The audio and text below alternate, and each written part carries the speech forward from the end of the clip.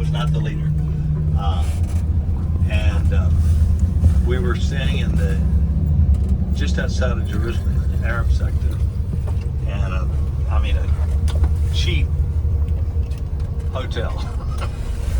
my roommate, Uber Smith, was about 6'4", and about 2 o'clock in the morning, he wakes me up, and he said, "I think I'm having a heart attack."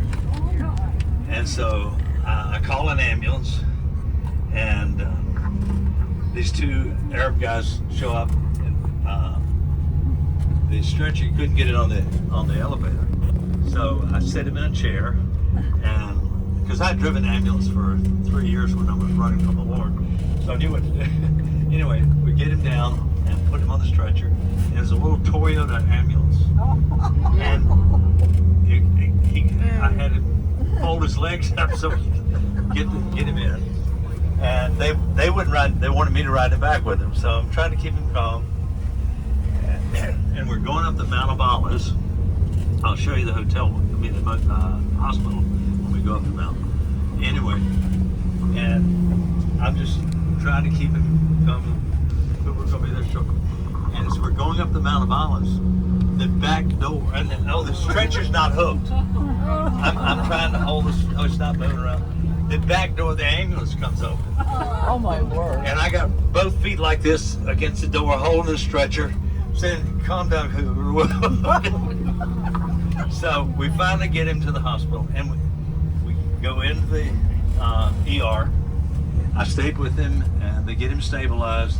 We come out of the ER on an elevator, go up 3 and go in the coronary care unit. And I stayed with him all night.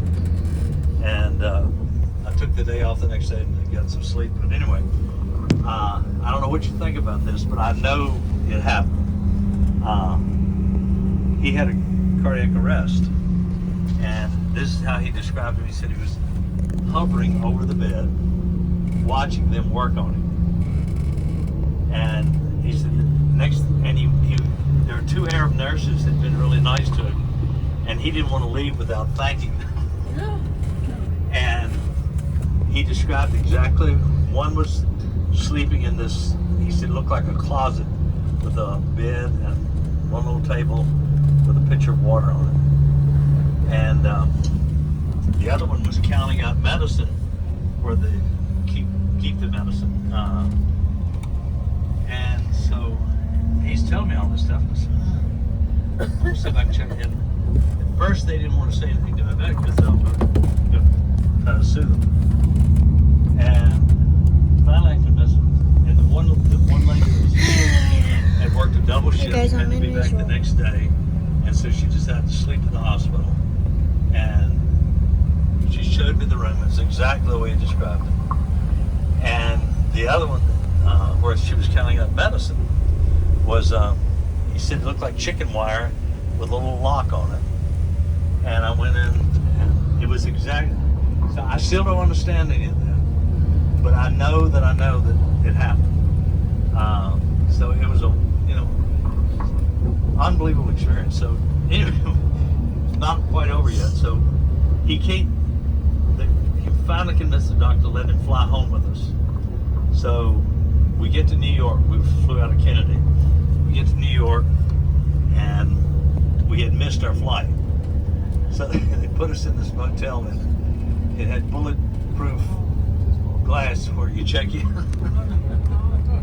And I mean, I'm carrying my suitcase, his suitcase, he can't lift anything. And we get in the room, and, Lord, watch over us from Texas.